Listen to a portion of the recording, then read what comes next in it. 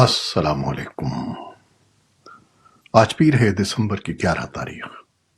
پاکستان میں اس وقت شام کے 7، بھارت میں 7:30، اور یہاں ہمارے اسٹوڈیوز کی گھڑیوں میں صبح کے 9 بج رہے ہیں۔ وائس آف امریکہ واشنگٹن کی اردو سروس سے میں ہوں خالد حمید، خبروں کے ایک بلیٹن کے ساتھ۔ بھارت کی سپریم کورٹ نے پیر کو جموں و کشمیر کی خصوصی حیثیت سے متعلق آئین کے آرٹیکل 370 کی منسوخی کے حکومتی اقدام کو قانونی طور پر درست قرار دے دیا ہے۔ وزیر اعظم نریندر مودی نے جموں و کشمیر سے دفعہ 370 کے خاتمے کے مرکزی حکومت کے قدم کو درست قرار دینے والے سپریم کورٹ کے فیصلے کا خیر مقدم کیا ہے اور اسے ایک تاریخی فیصلہ قرار دیا ہے۔ پاکستان نے آرٹیکل 370 سے متعلق بھارتی سپریم کورٹ کا فیصلہ مسترد کرتے ہوئے کہا ہے کہ عالمی قانون کشمیر کی نیم خود مختار حیثیت ختم کرنے کو تسلیم نہیں کرتا۔ اسلام آباد میں نیوز کانفرنس میں نگراں وزیر خارجہ جلیل عباس جیلانی کا کہنا تھا کہ کشمیریوں کو اقوام متحدہ کی قراردادوں کے مطابق حق خود ارادیت حاصل ہے۔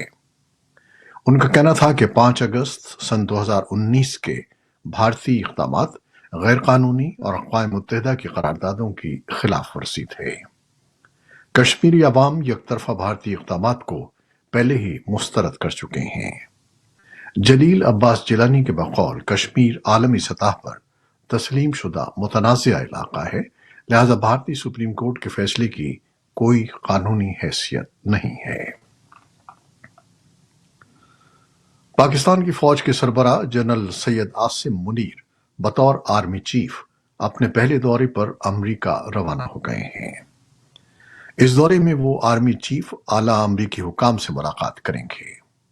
پاکستان اور امریکہ کے تعلقات میں اتار چڑھاؤ رہا ہے اور امریکہ کے افغانستان سے انخلا کے بعد دونوں ملکوں کے تعلقات میں بظاہر گرم جوشی نہیں ہے، لیکن دفاعی امور کے تجزیہ کاروں کا کہنا ہے کہ اس تمام صورتحال کے باوجود پاکستان اور امریکی فوج کے تعلقات ہمیشہ خوشگوار رہے ہیں، اور اگر ان تعلقات میں کبھی کوئی دوری بھی پیدا ہوئی ہے تو پینٹاگون اور GHQ نے اس کو دور کیا ہے۔ پاک فوج کے سربراہ جنرل عاصم منیر ایک ایسے وقت میں امریکہ کا دورہ کر رہے ہیں جب پاکستان کو اقتصادی، سیاسی اور سیکیورٹی چیلنجز کا سامنا ہے۔ اور اب حماس اسرائیل جنگ کی تازہ ترین صورتحال اور عالمی خبریں۔ اسرائیل کی فوج کی جنوبی غزہ میں عسکری کارروائیوں میں تیزی آتی جا رہی ہے۔ رفح میں بھی پیر کے صبح شدید بمباری کی اطلاعات موصول ہوئی ہیں۔ اسی صورتحال میں اقوام متحدہ کی جنرل اسمبلی کا خصوصی اجلاس بھی طلب کر لیا گیا ہے۔ اسرائیل کی بمباری سے جنوبی غزہ کے شہر خان یونس سے فلسطینیوں کو مزید آگے منتقل ہونے پر مجبور کیا جا رہا ہے۔ غزہ کے وسطی علاقوں میں اسرائیل کی فوج اور فلسطینی عسکریت پسند تنظیموں کے درمیان جھڑپوں کی بھی رپورٹس آ رہی ہیں۔ اسرائیلی فورسز غزہ کی فضائی نگرانی میں بھی مصروف ہیں۔ بعض اطلاعات کے مطابق کچھ علاقوں میں ڈرون طیاروں کا بھی استعمال کیا گیا ہے۔ اسرائیل نے کہا ہے کہ اس نے شجاعیہ بٹالین کے کمانڈر عماد کریکا کا خاتمہ کر دیا ہے، جو اسرائیل پر ٹینکوں سے حملوں کی تربیت دینے میں ملوث تھے۔ امریکہ کے وزیر خارجہ اینٹنی بلنکن نے CNN کے اسٹیٹ آف دی یونین شو میں بتایا ہے کہ یہ ضروری ہے کہ شہریوں کی حفاظت کی جائے۔ انہوں نے کہا کہ اسرائیل ایسے میں فلسطینی شہریوں کی حفاظت میں کوتاہی برت رہا ہے جب وہ حماس کے عسکریت پسندوں کے خلاف اپنی جارحیت جاری رکھے ہوئے ہیں۔ حماس کے زیر انتظام وزارت صحت کا کہنا ہے کہ گزشتہ 7 ہفتوں کے دوران اسرائیلی فضائی اور زمینی حملوں میں تقریباً 18,000 افراد موت کا شکار ہو چکے ہیں، جن میں زیادہ تر خواتین اور بچے ہیں۔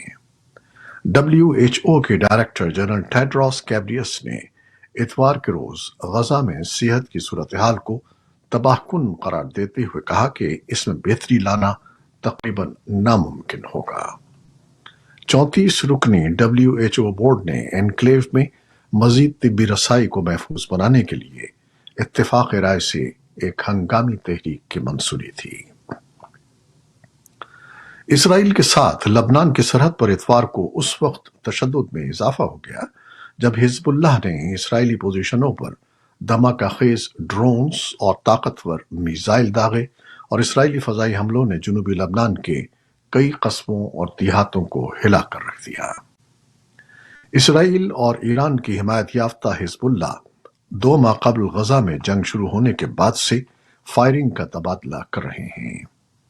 اسرائیلی فوج نے فوری طور پر تبصرہ کرنے کی درخواست کا جواب نہیں دیا ہے۔ قطر میں 10 دسمبر کو دوحہ فورم سن 2023 کا آغاز ہوا جو آج 11 دسمبر کو بھی جاری ہے۔ اس فورم میں اقوام متحدہ کے سینئر حکام، قطر اور افغان سابق حکام اور سول سوسائٹی کے اراکین شرکت کر رہے ہیں۔ اقوام متحدہ کی سلامتی کونسل کے ارکان کے درمیان افغانستان میں آج پیر کو بند کمرے کا ایک اور اجلاس ہو رہا ہے جس میں سلامتی کونسل کے اراکین افغانستان میں خواتین کے نقطہ نظر کے حوالے سے ایک فارمولہ طے کریں گے۔ اس میٹنگ کا اہتمام سوئٹزرلینڈ کر رہا ہے اور جاپان اور متحدہ عرب امارات شریک کار ہیں۔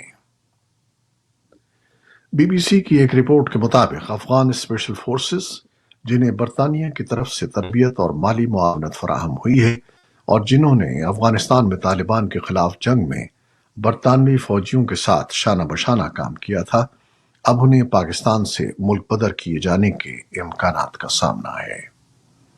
اسپیشل فورسز کے 200 اہلکاروں کو خطرہ ہے کہ اگر وہ افغانستان چلے گئے تو انہیں طالبان کی طرف سے انتقام کا نشانہ بنایا جائے گا۔ افغان حکام نے اتوار کو رپورٹ کیا کہ گزشتہ 3 مہینوں میں ایران اور پاکستان نے تقریباً 8,50,000 افغانی شہریوں کو افغانستان جانے پر مجبور کیا ہے جن کے پاس اجازت نامے نہیں تھے۔ اقوام متحدہ کی طرف سے انتباہ کیا جا رہا ہے کہ سخت سردی اور غیر یقینی مستقبل کے بحران سے دوچار ملک میں واپس آنے والوں کو مشکلات کا سامنا ہے۔ طالبان کے پناہ گزینوں اور وطن واپسی کے وزیر عبد الرحمان راشد نے پیر کو مقامی طلوع نیوز چینل کو بتایا کہ ایران نے ستمبر کے آخری ہفتے سے لے کر اب تک تقریباً 3,45,000 افغان باشندوں کو ملک بدر کیا ہے۔ یوکرین کی فوج نے پیر کو بتایا کہ روس نے یوکرین کے دارالحکومت کو نشانہ بنانے والے تازہ ترین فضائی حملوں میں رات بھر 8 بیلسٹک میزائلوں سے کیف پر حملہ کیا۔ یوکرین کی فضائیہ نے کہا کہ فضائی دفاع نے تمام 8 میزائلوں کو مار گرایا۔ کیف کے میئر ویتالی کلیتسکو نے کہا کہ شہر کے مشرقی حصے میں گرائے گئے میزائلوں میں سے ایک کا ملبہ گرنے کے بعد 4 افراد کو طبی امداد دی گئی ہے۔ امریکہ کے صدر جو بائیڈن منگل کو وائٹ ہاؤس میں یوکرین کے صدر ولادیمیر زیلنسکی کی میزبانی کریں گے جبکہ امریکی انتظامیہ یوکرین کے لیے اضافی امداد کی منظوری کے لیے کانگریس پر دباؤ ڈال رہی ہے۔ وائٹ ہاؤس نے اتوار کو ایک بیان میں کہا کہ اس دورے کا مقصد یوکرین کے عوام کی حمایت کے لیے امریکہ کے غیر متزلزل عزم کو اجاگر کرنا ہے۔ زیلنسکی کے دفتر نے تصدیق کی کہ انہوں نے بائیڈن کی دعوت قبول کر لی ہے۔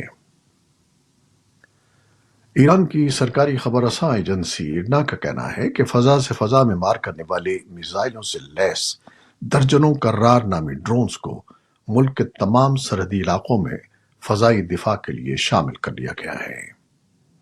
ان ڈرونز کی آپریشنل رینج 1,000 کلومیٹر تک بتائی جاتی ہے جنہیں تہران کی ایک ملٹری اکیڈمی میں منعقدہ تقریب کے دوران نمائش کے لیے پیش کیا گیا تھا۔ COP28 کے صدر سلطان الجابر نے متنبہ کیا ہے کہ ہمارے پاس وقت بہت کم ہے، اس لیے ہمیں جلد از جلد عملی طور پر کچھ کرنے کی ضرورت ہے۔ انہوں نے مذاکرات کاروں پر زور دیا کہ وہ جلد از جلد کسی نتیجے پر پہنچنے کی کوشش کریں کہ تاکہ زمین کو گرمی کی تباہ کن سطح تک پہنچنے سے بچایا جائے اور کمزور ملکوں کو موسم کی شدت کا مقابلہ کرنے میں مدد دی جا سکے۔ سلطان الجابر نے صحافیوں کو بتایا کہ مذاکرات میں اچھی پیش رفت ہو رہی ہے لیکن یہ مطلوبہ رفتار سے کم ہے۔ रोहिंग्या मुसलमानों की 2 कश्तियां तकरीबन 27 रोज बाद नाकाफी रसद के बाद बग़ैर इंडोनेशिया के शिमाली सूबे आचे पहुंची हैं।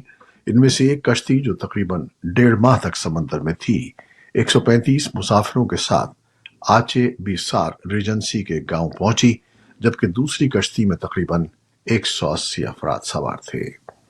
नवंबर से अब तक इंडोनेशिया के सूबे आचे में 1500 से ज्यादा रोहिंग्या मुहाजिरीन कश्तियों के जरिए पहुंचे हैं। सदर जोको विदोदो ने एक बयान में कहा कि इंडोनेशिया की हुकूमत को शक है कि रोहिंग्या मुसलमानों की बढ़ती हुई तादाद की वजह से इंसानी स्मगलिंग में इजाफा हुआ है। अक़वाम मुत्तहिदा के इंसानी हुकूक के सरबराह ने इसराइल हमास जंग के साए में पीर को इंसानी हुकूक के आलमी मंशूर की 75वीं सालगिरह के मौके पर मुनक़िदा एक तकरीब में मुल्कों पर जोर दिया कि वो इंसानी हुकूक को जंग और आलूदगी से लायक खतरात पर काबू पाने के लिए मिलकर काम करें। जनीवा में मुनक़िदा एक तकरीब में वज़रा, सिफारतकारों और इंसानी हुकूक के कारकुनों ने शिरकत की। वॉल्कर तुर्क ने ममालिक से कहा कि वो अक़वाम मुत्तहिदा के 1948 में 9 तश्कील शुदा एलामिये पर अमल करें। अक़वाम मुत्तहिदा के मुताबिक दुनिया भर में इतना तनाज़ात पहले कभी नहीं हुए थे। इनमें सूडान में हरीफ फौजी धड़ों के दरमियान जंग, यूक्रेन पर रूस के जारी हमले और इसराइल हमास जंग समेत 55 फाल तनाज़ात शामिल हैं। ये थी वो खबरें जो फेसबुक लाइव पर हमने आपके लिए पेश की। हमारी वेबसाइट, यूट्यूब और पॉडकास्ट पर यह बुलेटिन आपके लिए पोस्ट कर दिया जाता है। आप हमारे बुलेटिन को शेयर करते हैं और अपने कमेंट्स में अपनी मोहब्बतों का इज़हार करते हैं, जिसके लिए हम आपके बेहद ममनून हैं।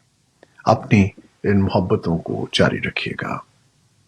न्यूज़ प्रोड्यूसर सैयद असफर इमाम और न्यूज़ एडिटर बहजत जिलानी के साथ खालिद हमीद को अब इजाज़त दीजिएगा। अल्लाह हाफिज़।